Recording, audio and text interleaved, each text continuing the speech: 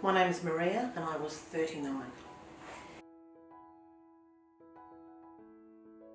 My first reaction, for some strange reason, I took my husband with me. And my GP said to me, well, actually I looked around the corner to see the screen because I could see the word carcinoma. And the first word that came out of my mouth started with the word F. And I'm sure the people in the whole surgery could hear. And then I just lost the plot and started crying and said, my chances have run out. That's what I remember saying. Because I'd had lumps before in various other parts of my body. I just thought, maybe another lump. So yeah. In about 2009, I think it was, I went to the Cancer Council to get some support. And I rocked along to the support group, and I was the baby of the family. That everyone was in their 60s and stuff. So I joined this thing called, I think it was called Cancer Connect, where you go and counsel people over the phone. And I met this woman called Kim. And we started talking. And then she started telling me about this group called Sassy Survivors, and that's the way I found them. I see it as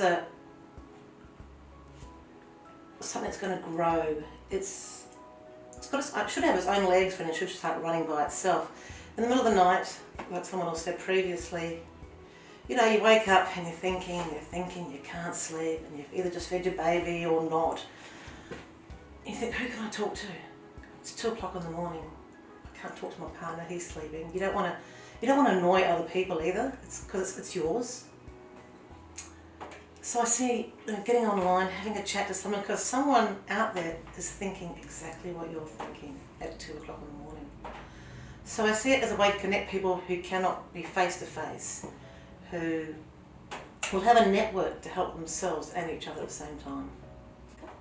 Undoubtedly my family. I come from a very tight-knit Greek family, and even though it devastated, especially my mother, who I remember saying, your children should never die before you. And they did everything, my in-laws, my husband, my friends, just those simple things of someone bringing me some food. That time where you can't get off the couch to take your child somewhere, someone would come along and help. Just someone coming around, one of my closest friends would come around and we would sit in bed together and read magazines. Not talking, just hanging out. So my friends, I would say, my family, and even my work colleagues were really good to me. Without them, I'm not quite sure how I would have coped. I finished my last radiation in April 2009. Since then I've had what's called, I've been on tamoxifen, which is a tablet you take to stifle your estrogen. So I'm on that permanently now, not tamoxifen but a different brand now.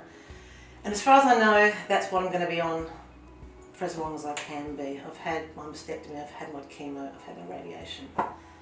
And all I can do is just look, every day is a good day. It's not a death sentence, it's a diagnosis. Someone told me that once. And I thought that is so true, because when someone tells you you've got cancer, I think, this is personal, one of the first things you think of is, I'm going to die. I've got children, I've got family, I'm young. Even if I'm not young, I think it's one of the first things people think. It's not, it's a diagnosis.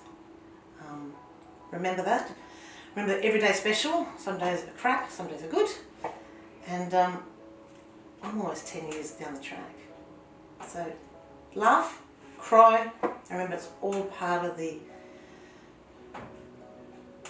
journey. I hate that word, but it is. It's a journey that you go through. Every step's different. Me? Yeah. I get women who are all different women, and they've all got their different strengths and their own personalities, and they give me something. Whether it's a hug or a kiss or just some advice, it's women that I can pick up, and I know I can pick up a phone and ring up and say, hey, I'm really struggling, or hey, I need help. It's women who know exactly what you've been through, but different, because not every single person is the same. Everyone fights cancer differently, everyone responds to it differently. But Sassy's is like my sisters.